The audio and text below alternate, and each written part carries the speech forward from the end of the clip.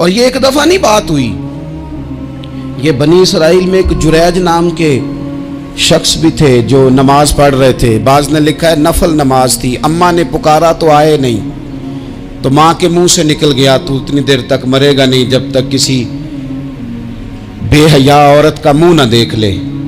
تو وہ عبادت گزار تھے، لیکن لوگوں نے ان کی عبادت، ریاضت، پرہیزگاری کو نہیں دیکھا، بس ایک عورت کو بھیج کے الزام لگوا دیا۔ وہ عورت آیا جایا کرتی تھی، اب آ جاتی ہیں عورتیں، مسئلہ پوچھنے کی نیت سے بھی آ جاتی ہیں۔ ماحول میں کچھ جگہ ایسی بھی ہیں جہاں عورتیں دم کرانے کے بہانے آ جاتی ہیں۔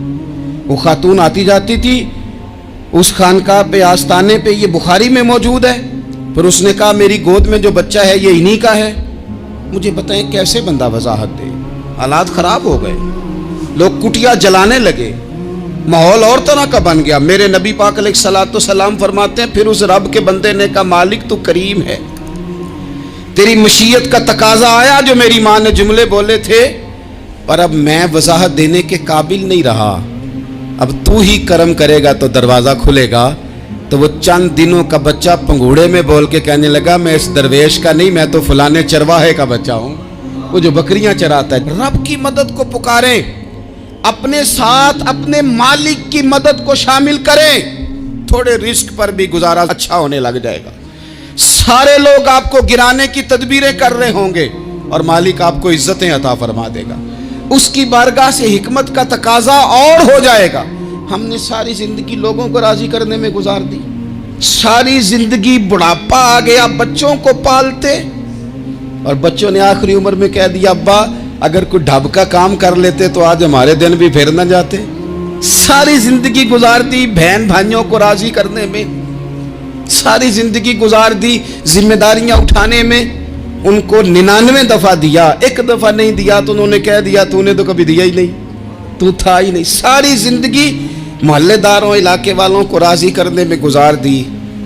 اور میں نے ایسے لوگ بھی دیکھے دین کے لیے وقت گزارا، لیکن جب بڑھاپے میں دانت کام نہ کرتے تھے تو وقت کے مفتیوں کو بھی مسجدوں کی کمیٹیوں نے کہہ دیا اب آپ کی سمجھ نہیں آتی، ہم نے خطیب کو یور رکھنا ہے۔ میں کہتا ہوں کہ جتنے درد سے آپ امیر کو اپنی کہانی سناتے ہیں نا، اور جس طرح آپ کے آنسو بات کرنے سے پہلے گر جاتے ہیں کہ غریب ہیں، بچیاں ہیں، کاروبار نہیں، او میرے سنگیو، اس سے آدھے آنسو اپنے رب کی بارگاہ میں بکھیرو، اس کے حضور عرض گزار ہو جاؤ، اس سے طلب کرو۔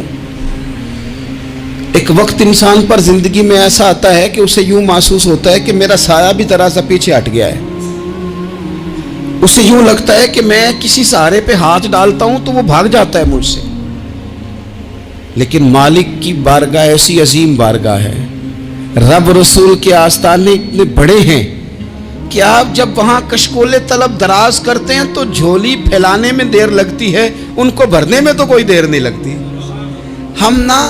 ہم نے اپنا سوچ کا قبلہ ہی دنیا کو بنا لیا ہے۔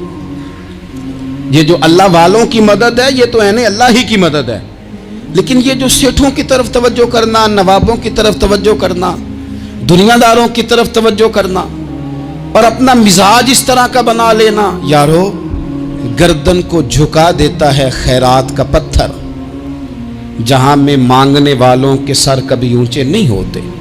اور اقبال کہتے ہیں غیرت ہے بڑی چیز جہانے تگ و دو میں، پہناتی ہے یہ فقر کو تاج سردارا۔ میں عرض کروں گا کہ اپنی آپ جب توجہ کا قبلہ اللہ رسول کو بنائیں گے تو رب فرماتے ہیں وَيَرْزُقْهُ مِنْ حَيْثُ لَا يَحْتَسِبُ، میں نہ تجھے وہاں سے رزق دوں گا جہاں سے کبھی تیرا گمان بھی نہیں کیا ہوگا، یہاں سے بھی مل سکتا ہے، تو نے سوچا بھی نہیں ہوگا۔ بخاری شریف میں حدیث ہے، حضرت جابر ابن عبداللہ فرماتے ہیں نبی پاک صلی اللہ علیہ وسلم نے 300 لوگوں کا ایک لشکر روانہ کیا کسی مہم کے لیے، کسی جہاد کے لیے۔ حضرت ابو عبیدہ بن جراح رضی اللہ تعالیٰ عنہ امیر لشکر تھے۔ فرماتے ہیں غربت اتنی زیادہ تھی، بھوک اتنی زیادہ تھی کہ ایک ایک کھجور دن میں ایک وقت کھانے کو ملتی تھی، اور کچھ دن ایسے آئے کہ اب کھجور بھی نہیں مل رہی۔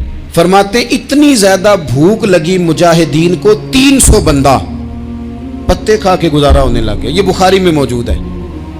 آپ فرماتے ہیں کہ دریا کے کنارے ہمارا پڑا